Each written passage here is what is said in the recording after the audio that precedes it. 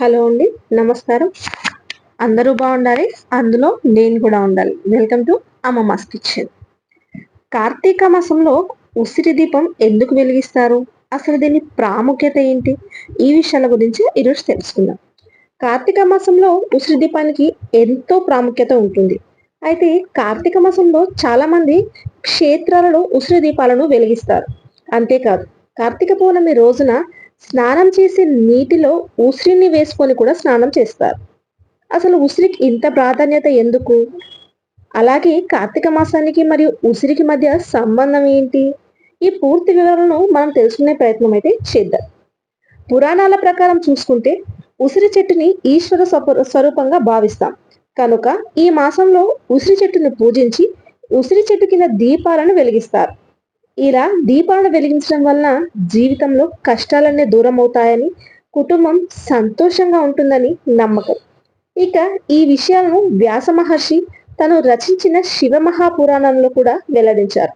అలాగే లక్ష్మీదేవికి కూడా ఉసిరికాయ ప్రతిరూపమని భావిస్తారు. అందుకే కార్తీక మాసంలో ఉసిరి చెట్టు కింద ఉసిరి దీపం వెలిగిస్తే లక్ష్మీదేవి అనుగ్రహం కూడా లభిస్తుంది. అయితే కార్తీక పౌర్ణమి రోజున ఉసిరి దీపాలను వెలిగిస్తే మంచిదని చాలా మంది చెబుతుంటారు. ఆ రోజున ఉసిరి దీపాన్ని వెలిగించడం వలన శ్రీ మహావిష్ణువు యొక్క అనుగ్రహం లభిస్తుందని భక్తుల నమ్మకం. అంతేకాదు, కార్తీక పౌర్ణమి రోజున ఉసిరి దీపాలను వెలిగిస్తే నవగ్రహ దోషాలు కూడా తొలగిపోతాయని పురోహితులు చెబుతున్నారు. అయితే కార్తీక మాసంలో ఉసిరి దీపాన్ని వెలిగించేటప్పుడు కొన్ని నియమాలు పాటించాలి.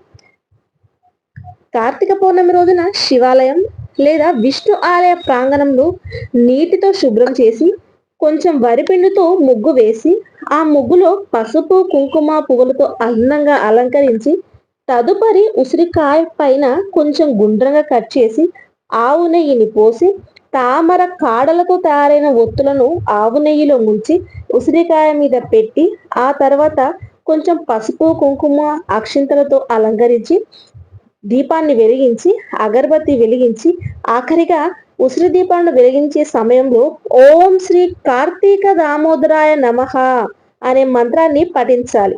ఈ విధంగా ఉసిరి దీపాలను వెలిగించడం వలన జీవితంలో కష్టాలు తొలగిపోయి కుటుంబ సభ్యులతో సంతోషంగా ఆయురారోగ్య అష్టైశ్వర్యాలు పొందుతారని నమ్మకం.